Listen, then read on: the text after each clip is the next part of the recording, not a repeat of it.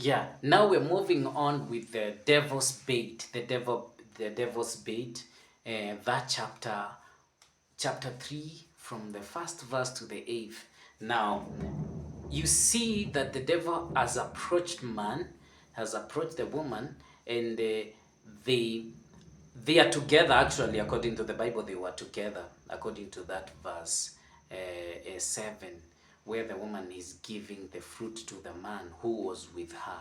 So Adam was still there, but we see that he was not involved in the conversation. But initially, the devil comes and tells the woman, has God said that you shall not eat of any of the fruit? So the devil is not just questioning what God has said, but he is questioning is questioning your freedom, your abilities, your nature, and is questioning where God has placed man. Is it really convenient? He is painting a picture to man that you have been caged. You are caged. You're, are you you are caged. You don't have access. You don't have you are limited in access. You are limited in ability. Your rank is not enough. Is that kind of picture? It's not just a question. It is a question that is insinuating something. So, did God say that you shall not eat? Your relationship, is it?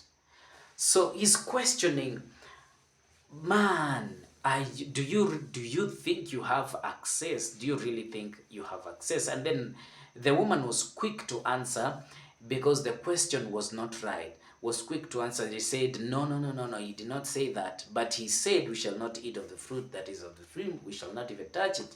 So then the serpent says, no, it is not so. Now, this time is not asking a question to insinuate something. Is coming directly and telling the man, now, God, it is not so. It is not so. So he has outrightly contradicted what God has said. And so he said, God knows the day you eat, you shall be as the gods. In other words, God knows that there is a greater version of you, but he doesn't want you to access it. That's what the enemy say. There is a higher version of you, and that is always the devil's bait, telling you that you can become better, telling you that there is a better version of you as a human being. As God's child, there is another better version of you that God does not want you to access. That is always what the devil, the enemy, uses to catch the attention of man. He finds a young man living right, and he tells him, you know what, boy, if you don't know how to, if you're not an expert in taking alcohol, or if you're not an expert in in having many women, having affairs with many women, if you're not a womanizer, if you're not a drunkard, you're not a man enough. You're not man enough. This guy was just living his life. He was just a good person. But the devil tells him, you have to do this and this to be man enough. If you're not rich enough, if you don't not rich like so and so, if you're not, there's the concept is the same. The devil will always tell you that you're not enough. He will always use environments that prove to you that for you to be really human, complete, for you to be really, really reasonable, for you to be really a person of meaning in this world, you have to do something for you to become. Yet, God created you enough.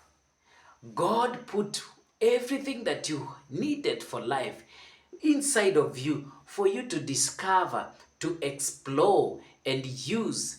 But the enemy tells you you are not enough. There is nothing that you have. You have to go outside for you to find something, for you to be really enough.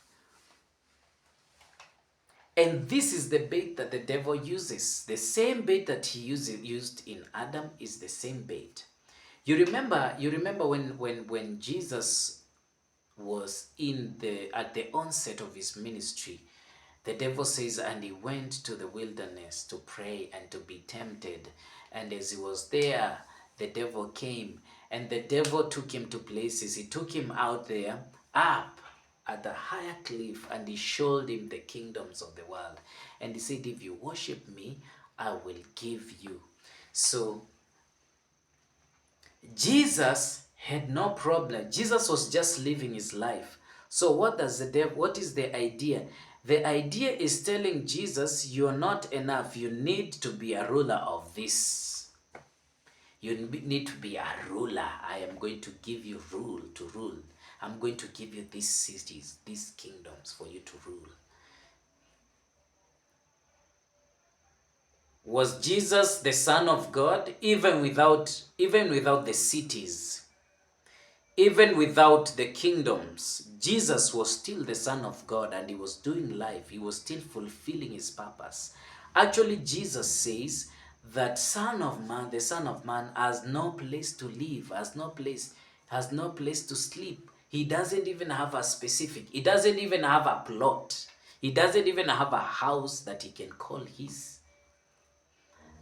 But did that limit Jesus from being the Son of God? No. Does that limit Jesus from fulfilling his purpose? No. Why? Because when you were created as a human being, when you were created according to Ephesians chapter 1, from verse 1 following, God had a plan for you. God had a plan even for Jeremiah before he was born. There was a plan for Jeremiah even before he was born. There was a plan for you before you were born. And when you come to the earth, your work is to discover it, then realize it by fulfilling it. And at the end of the day, you are successful.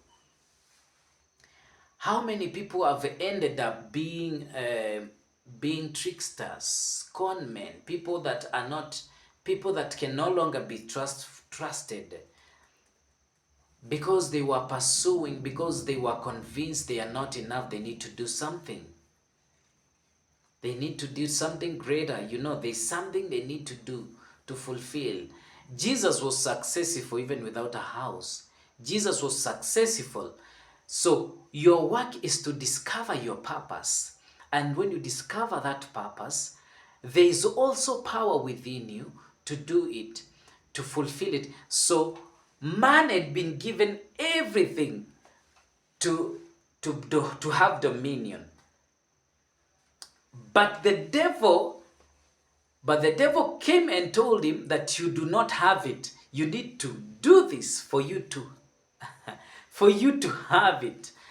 It is always the same concept. In the religious circles, it is the same. You have to do this for you to become a more important person, for you to become God's chosen. You need to do. But you have been chosen already. You are God's chosen already. The dominion that we have in God is not the one that we need to do something for us to access. It is inborn. It was created within us.